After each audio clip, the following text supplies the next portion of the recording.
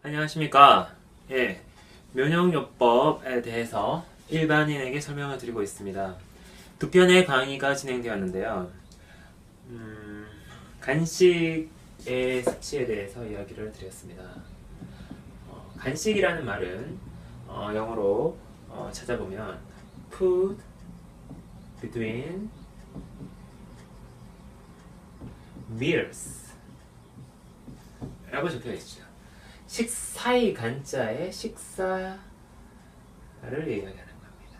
식사의 사이에 음식을 먹는 걸 얘기하는 거죠. 음식을 meals, 식사, 아침, 점심, 저녁 이 사이에 음식을 먹는 것을 간식이라고 합니다. 우리나라에서 간식이라고 하면 쉽게 빵과 우유 또는 빵과 오렌지 주스를 연상하게 되는데요. 하루 3끼를 먹는다고 했을 때 혹은 하루 2끼를 먹는다고 했을 때 요즘 같은 시대에는 2끼가 좋죠. 요즘에는 영양소를 많이 섭취를 하기 때문에 아침, 저녁 혹은 점심, 저녁 이런 식으로 2끼를 먹는 것이 좋은데요. 그 사이에 음식 또는 음식을 섭취하는 겁니다. 그냥 생수가 아닌 나머지 모든 음료수나 보리차, 커피 한 잔까지도 다 간식이 되는 건데요. 건강에 좋지 않습니다. 특히나 당분이 많은 단 음식들은 좋지 않죠. 스위트 푸드, 네? 쓸데 좋지 않습니다. 제가 만약 면역요법 첫 번째 시간에서 세 가지 사실을 설명을 드렸는데 간식이 문제다. 음식을 중단해 줘야 된다는 얘기고요. 만약에 이게 두 번째는 배고프고 1시간에서 2시간 후 기다렸다가 식사를 해야 된다. 적절히 사람에 따라서 1시간 기다릴 수 있는 분도 있고 2시간 기다릴 수 있을 것 같은데요. 배고프고 한두 시간. 이때 정리작용이 활발해진다. 우리 몸의 정리작용. 이것은 면역작용이다.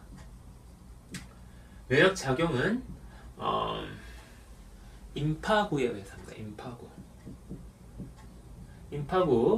임파구와 가립구 이 두 가지가 거의 이제 백혈구를 이룬다고 볼 수가 있는데요.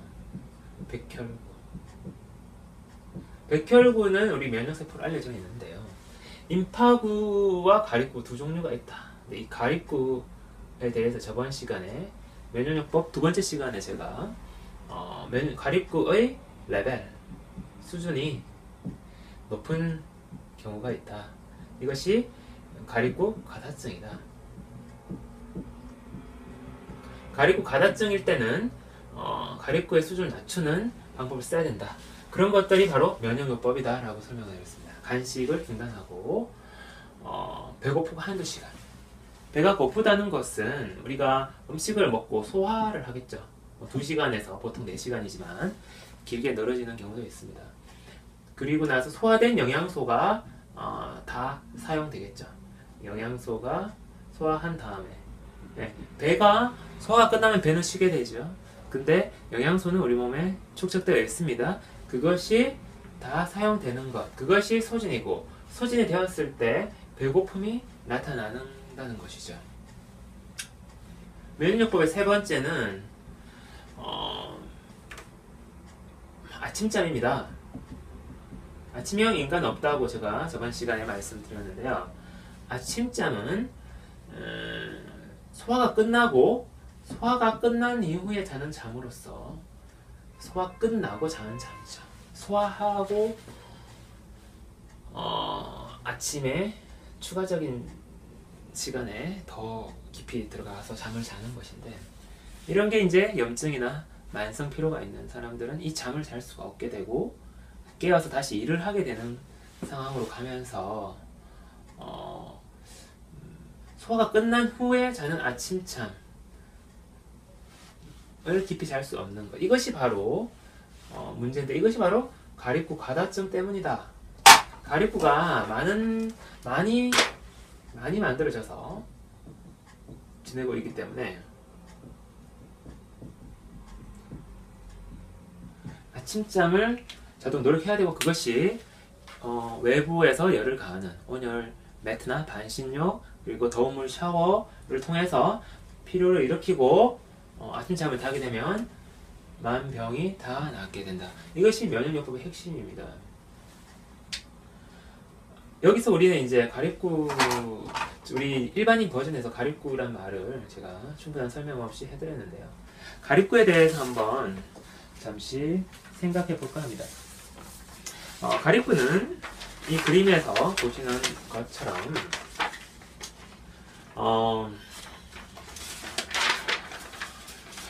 백혈구가 있다면 백혈구 중에서 이 세 가지를 이야기하는 것이죠. 호산구, 호염기구, 중성구라고 합니다. 호중구라고 하죠. 호중성구. 이게 이제 요것들도 이제 임파구고, 요것도 5% 정도 차지하는 단핵구라고, 단핵세포라고 합니다. 이 가리꾸는 무엇이냐 하면, 가리꾸를 지금 방금 보셨는데요. 가리꾸는 염증의 원인입니다.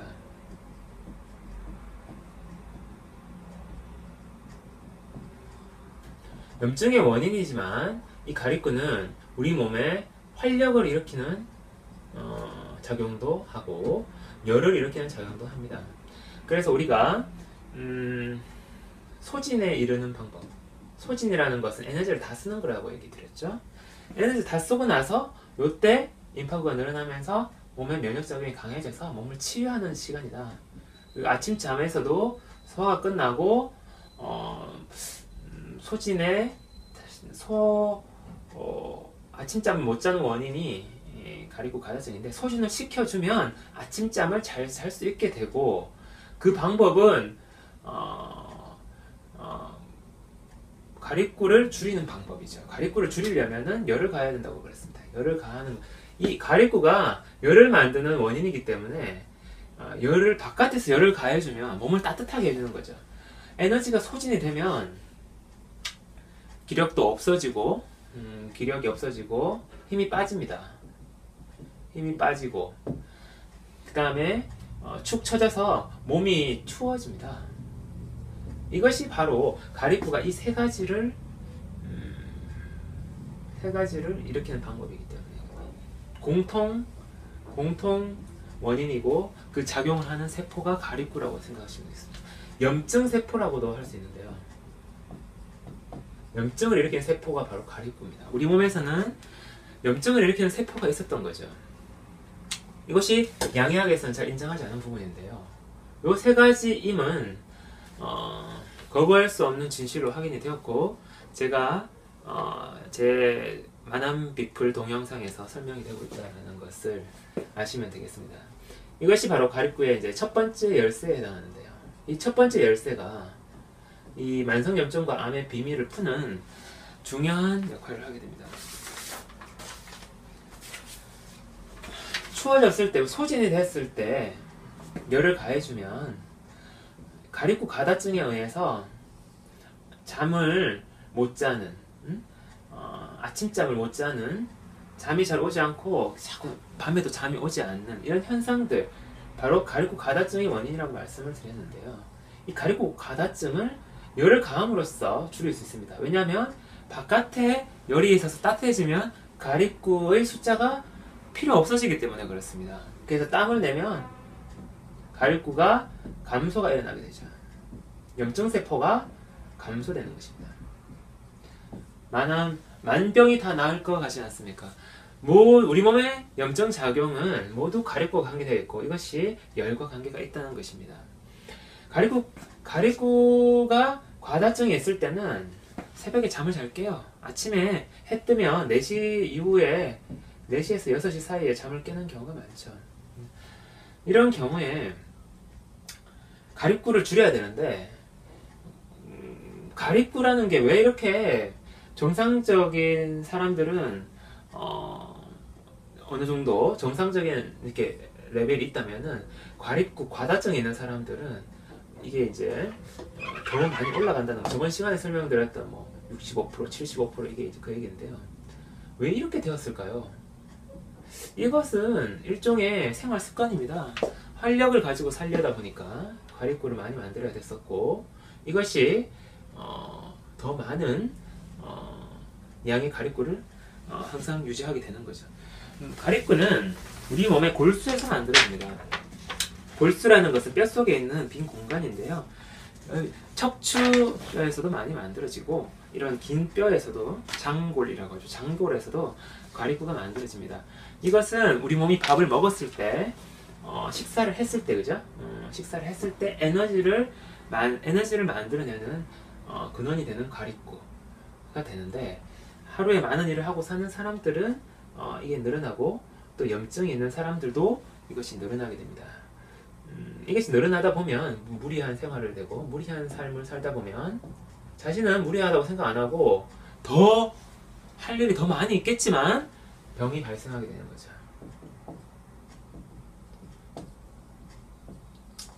병이 발생되면은 가리구가 감소되지가 않습니다. 그래서 깊은 잠을 잘 수가 없습니다.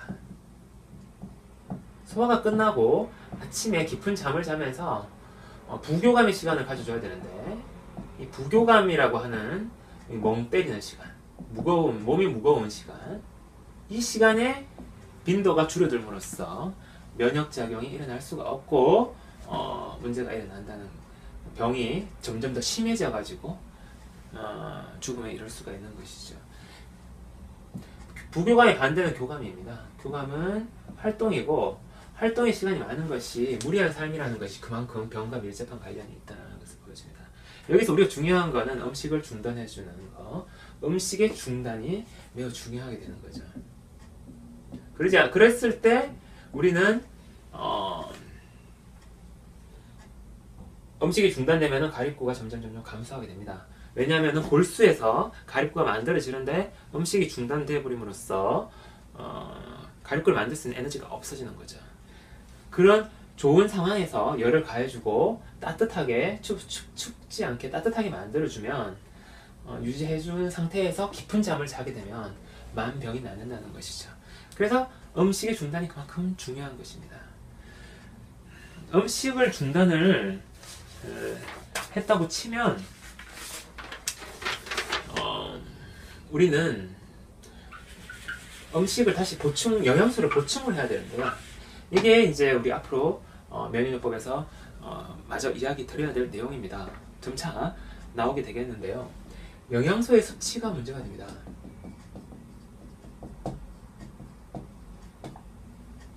우리가 염증세포를 많이 만들고 활력 있는 삶을 살 때 많은 성과도 달성될 수 있겠지만, 그것은 반복되는 그런 생활 속에서 영양소 보충이 제대로 이루어지지 않는다면 병에서 회복될 수 없는 더 복잡한 상황에 빠져들게 되죠. 그래서 우리가 활력 있는 삶을 자주 살면서 다이나믹하게 사는 삶을 살게 되면은 병의 발생이 일어날 수도 있고, 그 일어난 병을 치료할 수 있는 상황과는 점점 멀어져 간다는 것입니다. 음식을 이렇게 끊어주는, 조절해주는 것은 음식을 먹는 내용의 질적인 면도 중요하겠지만 음식의 간격이 매우 중요하다는 것입니다. 이랬을 때 염증을 컨트롤할 수 있어요. 염증을 발생을 지연시키기도 하고 염증을 더 크게 만들기도 할 수 있는 것이 바로 음식의 힘이라고 생각하시면 됩니다. 이것은 우리가 작은 염증뿐만 아니라 모든 염증에 다 해당되는 얘기가 되겠습니다. 가령 온몸이 아픈 고열 독감도 마찬가지고요. 1종, 2종 전염병, 이런 전염병도 마찬가지입니다. 1종 전염병 같은 경우에는 항생제가 효과가 많이 좋았지만, 지금 같은 경우에는 세균들이 감소되고 꼭 필요한 바이러스만이 우리의 몸에 어떤 위협이 되고 있는데요. 이런 어떤 모든 문제들이 이 바이러스 문제가 아니라 결국에는 우리 몸이 염증을 통해서 도달하고자 하는 것, 바로 소진과 면역력, 소진을 통해서 소진한 다음에 면역력이 상승되는 것. 면역력이 상승된다는 것은 임파구가 늘어나는 것입니다. 임파구가 늘고 과립구가 감소되는 것. 그래서 다시 우리가 활력을 통해서 이렇게 과립구를 골수에서 많이 찍어내고 또 영양소를 먹어서 이 골수에서 더 많은 걸 만들어내고 이렇게 함으로써 계속 소모되어지는 과립구를 계속 유지하게 되는데요. 그 레벨, 과립구의 레벨 뭡니까? 백혈구 중에서 과립구의 레벨이 항상 높게 유지되는 이 습관, 여기에서부터 벗어나는 것이 바로 병에 낳는 중요한 출발점이 된다는 것입니다. 건강해지는 것이고요. 만병이 낫고 만병에서 더 건강한 상태로 가는 것입니다. 소양인과 뭐 소음인 이렇게 얘기 들었는데요. 소양인에서 소음인이 되는 방법이죠.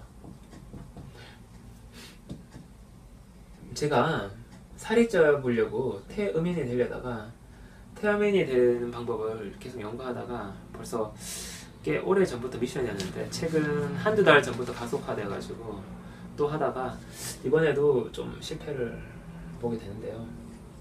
태음인까지 되기는 매우 힘든 것 같습니다. 소양인에서 소음인 정도만 되어도 우리는 충분한 것이죠. 치과에서 치료를 해보면 신경염증이 있습니다. 신경염증 매우 아프죠. 치과 굉장히 무서운 곳입니다. 신경 치료할 때 치아의 신경이 아주 염증이 심할 때요. 치아 신경을 건드리게 되면은 환자가 완전히 죽을 듯이 아프다고 이렇게 난리를 칩니다. 온몸이 그죠? 막 온몸이 다 아파서 이렇게 막 덜썩덜썩 하죠. 그거는 신경의 작용입니다. 그 신경 회로가 무슨 신경이냐면 바로 교감, 부교감 할 때 어떤 부교감의 신경회로, 아니 교감의 신경회로가 되겠습니다. 염증을 겪으면 겪을수록 교감신경은 발달합니다. 교감신경의 다발이 굵어지는 거죠. 굵어지고 교감신경이 더 발달되어서 더 신경이 늘어나게 됩니다. 굵어지고 늘어나고 이런 것도 하나의 어떤 우리 몸에 남은 자취인데요. 암을 겪으신 분들이 암이라는 것이 결국에는 염증과 전혀 다르지 않습니다. 제 이야기를 다 보실 시간이 없으니까 제가 간단하게 설명을 드리면요. 암과 염증은 결국 동일합니다. 왜냐하면 방법은 다르죠. 염증은 붉게 되는 것이지만 암은 암 조직이 커가는 건데 암에 있어서 기본적으로 과립구 가다가 오기 때문에 그렇습니다. 염증도 마찬가지입니다. 과립구 가다라는 특성에서 동일합니다. 암 조직이 생겨 있기 때문에 과립구가 더 높게 유지되는 거죠. 우리 몸은 두 가지 패턴으로 갑니다. 살이 자라느냐 아니면 염증이 생기느냐. 이것이 바로 과립구 가다라는 어떤 우리 혈관계 있죠. 혈관계의 공통적인 어떤 성향을 나타내게 되는데 이 과립구 가다를 줄이는 것은 모든 만병을 치료하는 것이고 이것이 이런 원리랑 관계가 있다는 것입니다. 해보시면은 놀라운 변화를 느끼시게 될 겁니다. 더 건강해질 사람들이 많기 때문에 그렇죠. 과립구 증가증 아까 신경 발달한다고 얘기 드렸는데 신경이 자꾸 발달돼 버리면 암을 겪으신 분들이 과립구가 증가되고 예민해져 가지고 신경 라인이 발달해 가지고 과립구 증가증이 후유증으로 남는 분들이 많으세요. 과립구 증가증은 건강한 상태가 아닙니다. 다시 병이 생기기 쉬운 상태죠. 암은 겪었지만 이제 염증으로 가는 거죠. 우리 몸의 염증은 돌아다닙니다. 돌아다닌다는 게 뭘까요? 제 환자분들 그런 분이 계셨는데 이가 시리고 이가 신경에 염증이 있어서 생겼다가 이가 염증이 났고 신경이 났고 시린 것이 나아지면서 입가에 염증이 생기고 이게 나오면서 배탈이 오고 이게 그러니까 동일한 과립구 증가된 과립구가 감소가 잘 안 되기 때문에 우리 몸의 혈관계에서 어디에 붙었다가 여기에 붙었다가 왔다 갔다 하는 현상 이것을 염증이 돌아다닌다라고 얘기를 하는데요. 다 관련이 있는 것입니다. 우리 치과 환자 중에서 굉장히 이렇게 시야의 신경 통증 때문에 완전히 사람이 흥분해가지고 의사한테 굉장히 날카롭게 행동하시는 분도 계시는데 교감신경이 발달되면 그렇습니다. 그런 분들은 평상시에 교감신경이 발달되어 온 그런 생활을 해왔고 교감신경이 발달되면 교감신경과 또 가립부는 또 밀접하게 관계가 있거든요. 제가 요거는 가립구가 교감신경이 가립구를 증가시킨다. 신경이 예민해지면 가립구가 또 증가된다. 이 상호 관계에 대해서는 만한비풀 두 번째 열쇠에서 설명을 드린 것입니다. 암을 치료한 이후 우리는 이제 이런 문제가 남게 되는 거죠. 이것은 바로 환자의 전 상태, 소음인 상태가 아니라 소양인 상태가 되는 것입니다. 이 소양인 상태는 환자에게 생소하죠. 사람이 이 체질이 바뀌게 되면은 상당히 자신이 먹는 음식이나 생활 방법이 많이 달라서 어렵게 되는데요. 가리고 가다증에 있는 사람들은 정신적인 문제를 겪을 가능성이 높고요. 정신적인 문제의 원인이고요. 날카로움, 때로는 염증형 인간이라고 하는데요. 염증형 인간. 술에서 알코올 중독증 환자도 가리고 증가증에 해당하는 얘기고요.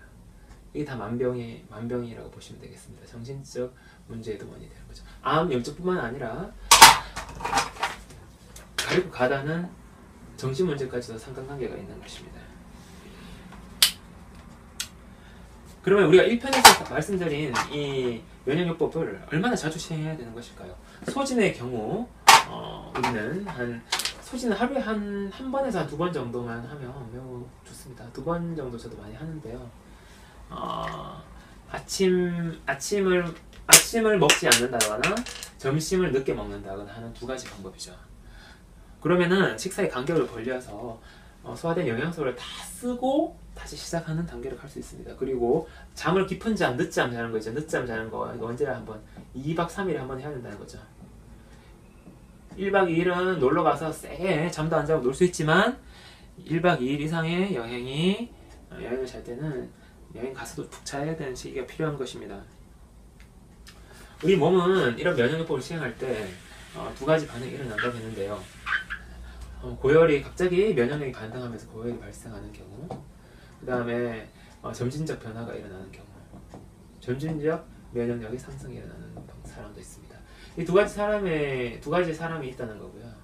고열이 발생하는 경우에는 진이 빠지도록 완전히 해서 에너지를 소진시켜 줘야 됩니다. 그리고 나서 다시 시작하면 좋은 거죠. 이게 아주 효과적인 수단일 수도 있습니다. 빨리 에너지를 몸 안에 있는 댐 안에 가득 차 있는 물을 이렇게 감소시키는 것이죠.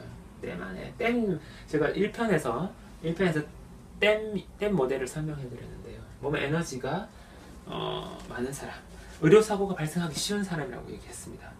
제가 스케일링 환자가 했는데 치아에 염증이 생겨 멀쩡한 치아에서 온 치아가 들썩거리고 스케일링을 하고 그럴 수가 없지 않습니까? 그죠? 그리고 한 치아에는 염증이 생겨가지고 고름까지 잡히다 치아가 흔들흔들하고 이 정도까지 가신 분이 계셨어요. 왜 그렇게 됩니까? 그 의료사고입니까? 아닙니다. 에너지가 너무 과도하고 무리한 생활을 하고 계셨기 때문에 그렇습니다. 그래서 이 댐에 있는 물을 빼는 가장 효과적인 방법이 고열입니다. 근데 점진적으로 면역력이 상승하시는 분도 있다는 것이죠. 점진적 면역력의 변화가 일어난다는 것입니다. 그거 말씀을 드렸고요.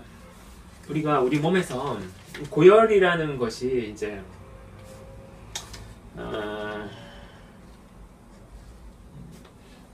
고열이 생길 때 그렇게 이제 열을 잘 빼주면 바닥까지 떨어뜨리는 거죠. 댐의 물을 그렇죠. 바닥까지 완전히 다 빼야 됩니다. 고열 한번 생겼을 때 중간에 약 먹어서 꺼버리면 이 댐에 물이 줄다가 중간에서 멈춰버립니다. 다음에 또 넘치기 쉽죠. 금방 에너지는 다시 차서 넘치게 됩니다. 근데 어떻게 합니까? 바닥까지 고열이 생겼을 때 빼주는 거는 굉장히 중요한 우리 몸살의 면역 회복 작용이라고 했습니다. 몸살. 이때 시간을 가지는 게 중요하고 약을 먹는 것보다 약을 최소한으로 쓰면서 해야 됩니다. 약이 필요할 때도 있습니다. 그것은 부정할 수 없는 사실인데요. 약을 남용해서 너무 자주 쓰면 안 된다는 뜻입니다. 소염제 사용에 주의해야 된다. 제가 치과에서 치료를 할 때 환자분에게 약을 처방해 드리면 순순히 잘 드시는 분도 있습니다. 하지만 어떤 분은 약 되도록이면 안 먹는다라고 얘기하시는 분이 있죠. 양약을 약간 불신하시면서 한의학적인 방법을 좀 따르고 계신 분들이 꽤 많습니다. 그런 분들은 저에게 의문을 던져줬습니다. 왜 약을 먹는 것을 그냥 자체적으로 자기 몸을 보호하기 위해서 약을 되도록 안 먹으려고 하는 것일까? 저 역시도 약 문제를 많이 겪어서 그런 습성을 가지고 있었던 사람이기 때문에 이 소염제의 사용이 바로 이런 부분과 관련해 있습니다. 댐을 물을 뺄 때 바닥까지 쫙 빼야 되는데 완전히 사람이 진이 빠지도록 기어다닐 정도로 아프고 나야 되는데 그게 잘 안 된다는 것이죠. 이것이 무엇이냐면 이게 바로 골수이식의 원리입니다. 골수이식. 요즘에는 이제 조혈모라고 많이 하죠. 조혈모세포, 스템셀, 줄기세포라는 거죠. 줄기세포를 남겨놓고 빼놓고 골수 안에 있는 모든 에너지를, 모든 세포들을 다 죽여버리는 겁니다. 그 골수를 이식하는 거죠. 나중에 조혈모, 스템셀을 빼놨다가 다시 과립구, 골수에서는 과립구와 임파구 같은 것들이 만들어지거든요. 새로 시작하자는 거죠. 새로 시작하자. 네? 이것이 바로 조혈모세 골수이식인데 이게 다 결국에는 단식이나 이런 사람은 이제 전준적으로 변하는 사람들 단식이 주로 뭐 간헐적 단식도 마찬가지고요. 단식을 통해서 이것이 달성된다고 보시면 되는데 단식이나 고열을 통해서 에너지를 몸에 있는 에너지를 완전히 빼주는 단계. 비록 그 사람이 뭐 뚱뚱하든 살이 찌든 아니면 말란 사람이든 마른 사람이든 똑같습니다. 이것을 함으로써 골수를 이식해서 조혈모세포를 놔두고 골수를 모두 비워버리는 거. 이것이 바로 골수 이식이라는 것이고 이것이 바로 고열과 단식의 의미였다는 것이죠. 우리 몸은 자연적으로 골수 이식을 하고 있는 겁니다. 그렇게 됐을 때 문제에 있는 세포들이 줄어들고 새로 시작을 함으로써 우리 몸은 건강한 면역력을 되찾고 소진에 이르는 거죠. 골수 이식 받아보신 분들은 아시겠지만 정말 힘듭니다. 단식 오히려 쉬울 수 있습니다. 고열 때 감기 이런 몸살이 있을 때 병원에 가야 된다. 그래서 약을 먹으면서 아주 처음부터 약을 쓰면서 있잖아요. 아예 고열이 몸살이 전혀 생기지 않게끔 처음부터 약을 강하게 쓰고 이런 방법들이 얼마나 위험하고 해로운 방식인가. 그리고 그것이 얼마나 암을 이루게 되는 것인가를 여러분들은 생각하셔야 되겠습니다. 염증을 자꾸 억제하고 이러다 보면은 가리고 가다증이 발생할 수 있고 활력을 너무 지나치게 삶을 또 살게 됩니다. 그러다 보면은 가리고가 많아서 암이 발생하게 되는 것입니다. 이것이 제가 만암 비플에서 얘기드리는 암의 발생의 원리입니다. 만성염증과 암 이런 환자들이 생기게 됐을 때는 우리 이 소진의 간격, 영양소를 소화하는데도 시간이 딜레이가 일어납니다. 딜레이가 일어나고 영양소 소진에 이를 때까지도 딜레이가 일어납니다. 거의 뭐 하루에 한 끼를 먹어도 될 정도로 하루에 한 끼 중간에 보리차 계속 먹으면 안 된다고 말씀드렸죠. 굉장히 중요하고도 굉장히 중요해요. 아부 도우르 교수가 이야기하는 일본의 아부 도우르 교수가 있습니다. 그분이 이야기하는 자연치유, 암 환자들을 보면서 자연치유를 해보니까 온몸에 열이 나면서 온몸이 막 있잖아요. 막 염증이 막 생기고 피부염이 생기는 거죠. 열과 고열과 피부염이 생기는 환자들을 보았다. 큰 암이 사라질 때는 작은 염증들이 막 생겨납니다. 피부염의 다수의 피부염 발생하고 고열이 나면서 막 소진을 하려고 막 달려가는 거죠. 이런 환자들이 나는 케이스가 있더라는 거죠. 암 환자가. 그러면서 암이 기적적으로 전혀 수술도 안 했는데도 낫는 환자가 있는 거죠. 수술은 물론 좋은 방법입니다만은 이것이 바로 방종양성 증후군이라고 하는데요.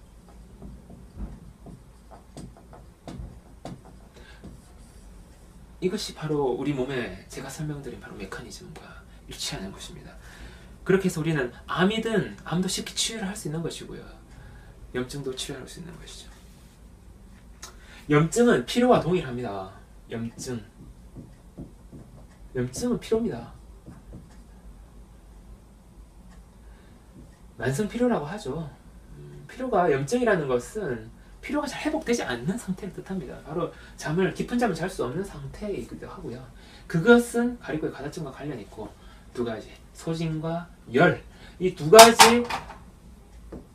가지가 전제되면 가리구가 줄어들기 시작하고, 그런 습관을 매일매일 키워가신다면 2박 3일에 하루 이틀에 하루에 한 번 이상의 소진, 2박 3일에 한 번의 늦잠, 이렇게 하게 되면 다 낫는다는 것이고, 어느 순간 이게 고열이 발생했을 때 병원으로 뛰어가지 마시고 옆에서 열을 빼주어야 한다는 것입니다.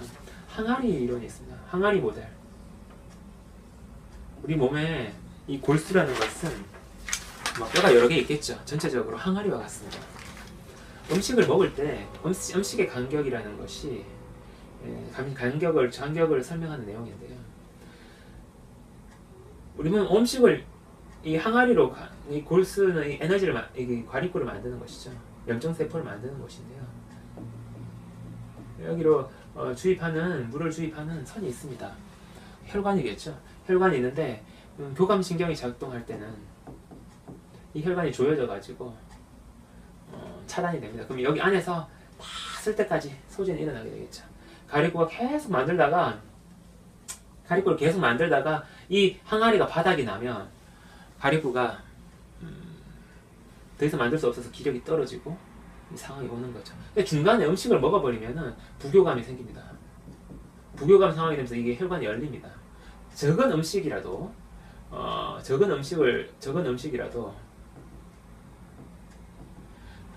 이 혈관에는 또 다양한 또 많은 영양소가 있거든요. 그 음식에 대한 영양소뿐만 아니라 다른 영양소가 있기 때문에 물이 그냥 확 들어가는 거죠. 다시 이게 확 찹니다. 조금 음식 조금만 먹었는데도 조금 먹으면 물론 덜 차겠지만 많이 차게 되죠.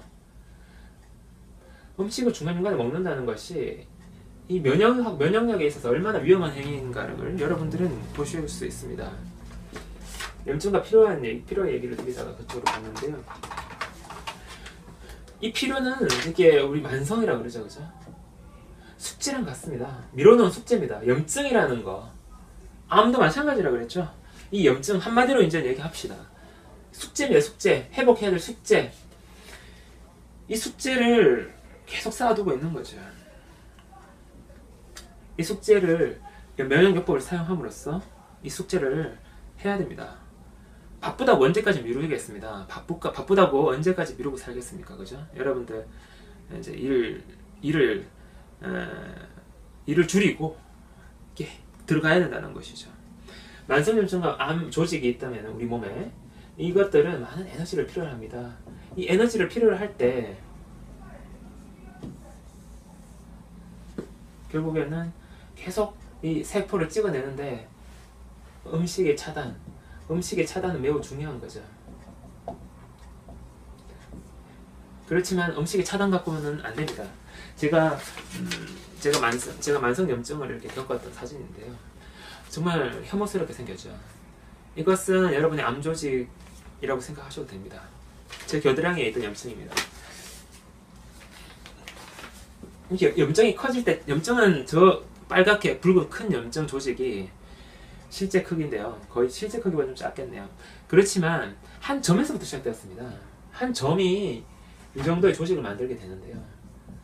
이 조직을 만들 때 상당한 에너지를 흡수하면서 커갑니다. 그래서 음식 차단이 얼마나 중요한 것인가라는 걸 알 수 있고요.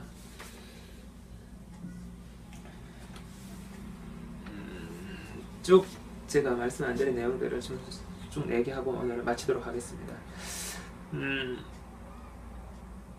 이때 중단이 필요하고, 그렇죠. 네, 맞습니다. 필요한 사람들도 마찬가지고요. 필요한 사람들도 이제 염증이 있는 것처럼 밥을 공복 상태에서 열을 가하고 자야 된다는 거죠. 배가 빈 상태에서 배가 허하죠. 그렇지만 필요한 사람들은 에너지가 있습니다. 그것은 뭐냐 하면은 필요라는 것은 근육에 젖산이 쌓인 거죠. 근육의 젖산이라는 포도당으로 재합성될 수 있는 좋은 에너지가 있습니다. 그렇기 때문에 걱정 안 하셔도 됩니다. 순간 선택만 잘 하시면은 우리는 피로를 회복하고 배를 쉬게 하면서 가립구를 소모시켜서 줄여서 없앨 수 있습니다. 가립구는 빨리 소모되는 세포인데요. 이 가립구는 우리가 먹는 음식의 다수가 가립구를 만들고 가립구가 활동하는 데 쓰여집니다. 음식의 대부분이 그렇죠. 특히나 살이 안 찌른 사람들에게는 거의 90%에서 100%라고 볼 수가 있습니다. 살이 찌는 사람들은 이 에너지를 저장을 할 수 있지만 가리구를 만들고 가리구가 포도당을 분해하는데요. 그럴 때 많이 쓰이게 되는 거죠. 결국에는 활력을 만들어내는 데 쓰는 거죠. 활력이면 활동. 이때 우리는 가리꾼을 만드는 게 중요하지 않습니다. 우리가 시험만 준다는 시기로 작정을 한다면 우리 마음의 근육에는 많은 젖산이 있습니다. 과도한 정신활동이 유행한 이유도 그렇죠. 정신활동에는 젖산이 많이 사용되지 않습니다. 정신활동을 하면 근육에 젖산이 쌓이지 않습니다. 제가 만성염증을 아까 재작년에 처음으로 치유를 하게 되고, 물론 저건 양의학이든 한의학이든 모든 의학계에서 불치병으로 되어 있습니다.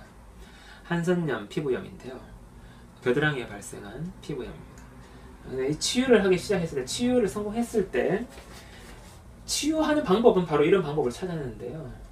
문제는 치유법을 아는 것이 문제가 아니라 두 번째 문제가 있었습니다. 뭐냐면 재발이 문제예요. 아무리 염증을 치료할 수 있더라도 계속 재발한다면 문제가 되는 것이죠. 교감신경이 발달되어 있고 가리구 가다증이 있는 상태였기 때문에 계속 재발이 일어났던 것입니다. 이 방법을 시행한다면 가리구 가다증을 근본적으로 컨트롤할 수 있습니다. 건강에 이르는 확실한 방법이라고 설명드릴 수 있겠습니다. 우리 몸이 무겁고 찌뿌둥하고 이렇게 뭔가 피로감이 쌓여있다고 느껴지고 몸이 피로감을 느낀다는 것 자체가 이미 부교감적 상태입니다. 음식을 먹고 나서 물론 부교감도 많이 생기고 잠도 몰려오고 하는데요. 저녁 식사죠. 그렇지만 몸이 아침에 일어났을 때도 찌뿌둥하고 정리가 안 되고 무겁다면은 그것은 부교감의 상태에 지속되는 건데, 이때 식사를 하지 말고 기다리라는 것은 굉장히 중요하죠. 이때 다음 식사를 거르는 거죠. 아침을 거르고 아침을 기다리고 천천히 조금씩 무리한 활동을 하지 않으면서 기다리면은 우리 몸은 회복되게 됩니다. 아침을 먹었다면 점심을 거르고 이렇게 하게 되면 올라가는 거죠. 살이 찌는 사람은 월등히 수월합니다. 왜냐면 살이라는 쿠션이 있기 때문에 에너지를 이렇게 소화된 에너지를 소진하는 방법이 더 쉽습니다. 우리는 활동을 통해서나 활동도 되지만 또 한 가지 더 말씀드릴 수 있는데, 저번에 이제 열이 나서 소진하기도 한다 그랬죠. 고열이라는 것도 마찬가지고 하나 더 있습니다. 추운 날씨에 밖에 나가면은 소진이 잘 됩니다. 이게 과립근은 추운 날씨에 또 다시 만들어지기도 하는데 소모가 잘 일어나요. 그래서 추우면은 열을 내다가 애들이 이제 빨리 힘들어서 이 세포가 죽습니다. 그래서 추운 날씨에 나가는 것도 이 소진시키는 방법입니다. 활동에서도 없애고 열이 나서 없애고 추운 날씨에 없앤다, 이렇게 생각하시면 되겠습니다. 몸이 아프고 안 좋은 사람들은 같이 가는 사람과 식사를 하지 않는 것이 좋습니다. 그것은 요즘에 유행하고 있는 바로 혼밥인데요. 혼자 밥을 먹는 것이 굉장히 이롭습니다. 점심을 먹지 않고 샌드위치를 준비했다가 다음날 좀 더 시간이 지나서 한 3시경에 먹는 방법도 있죠. 그러면은 늦은 점심과 저녁이 하나의 커플이 되는 것입니다. 하나의 커플. 늦은 점심을 먹으면서 쉬면서 저녁도 또 좀 더 먹고 쉬면서 저녁에 푹 자는 거죠. 푹 자는 거. 이렇게 음식은 이렇게 덩어리 지어주는 게 좋습니다. 음식이라는 게 아니라 이제 음식도 마찬가지, 식사가 이렇게 덩어리 지어주는 게 좋죠. 네, 이렇게 하면은 많이 먹었다, 이렇게 저녁 많이 먹으면 다음날 아침을 거르고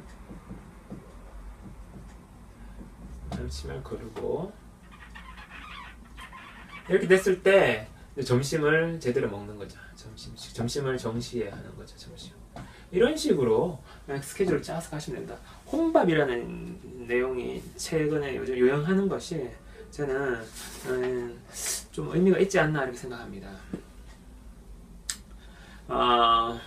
몇 가지 얘기만 더 드리면, 그리고 마지막으로 중요한 내용 하나 얘기 드릴 게 뭐냐면은 교감, 부교감의 상태 진단이 중요하다.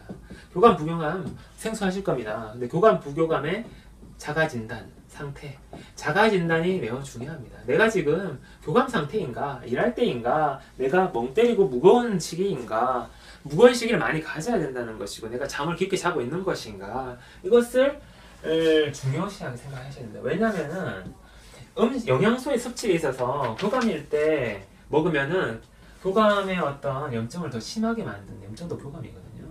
교감 더 심하게 만드는 상황도 생길 수 있고, 부교감 때 회복을 도와줄 수 있습니다.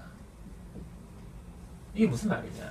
비타민 D, 앞으로 다음 시간에 이제 영양소의 이제 개별적인 영양소별로 해가지고 음식과 연관관계를 쉽게 분석해 드릴 텐데요. 비타민 D와 칼슘이라는 것이 경우에 따라서 교감 때 먹으면 염증이 강해지고, 부교감 때 먹으면 회복이 잘 되는 이 양가성의 특징을 갖고 있다는 것입니다. 그러므로 우리는 스스로 교감, 부교감이 중요하고, 우리 어디에 있습니까? 내 몸 학당에 지금, 내 몸 학당에서 지금 듣고 계신 겁니다. 내 몸을 안다라는 측면에 있어 굉장히 교감, 부교감이 굉장히 중요하다는 것입니다. 이것은 이 비타민 D, 교감에서도 쓰이고 부교감에서도 사용되는 이 영양소의 문제가 관련되어 있다. 그리고 만암 환자나 만성염증과 암 환자를 만암이라고 합니다. 만암 환자를 소진될 때 어떻게 가립구가 많이 줄어들면, 가립구는 열을 낸다 그랬죠.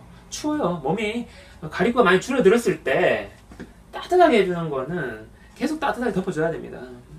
왜냐하면 가립구가 적고 임파구가 늘려가지고 염증을 이제 치료하고 낫게끔 할 때 있어가지고 바깥이 추우면 어떻겠습니까? 다시 가립구가 증가되거든요. 만성염증과 암 환자들이 소진이 되었을 때 따뜻하게 해줘야 한다는 그 얘기를 해드렸고요.